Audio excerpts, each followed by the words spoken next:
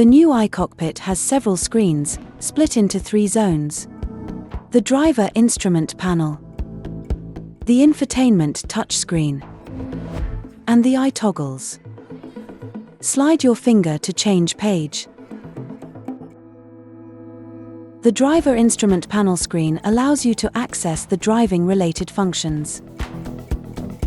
You can change the way it is displayed using this button. When you start the car, select your profile in the infotainment touchscreen to activate your personal settings, such as favorites and radio setup. The infotainment touchscreen allows you to access most of the vehicle's functions via its applications. Press on a widget to launch the application. Some of the application's functions can be accessed directly from the home screen. For example, switching from the radio to other medias, such as Bluetooth. To return to the home screen, simply press on the Home button. To display the notifications center and the most frequently used settings, press on the top bar.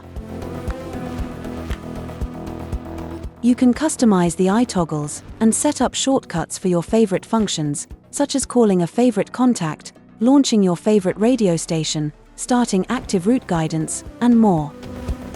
To do that, long press on the function you wish to replace, and then select the desired function, which will be one of your shortcuts on the i-toggles bar. At any given time, you can access all of the applications by clicking on the applications icon. You can also interact with your system by speaking to it. Press on the microphone button on the steering wheel, or say the launch word Oké Peugeot, followed, for example, by Let's Go Home.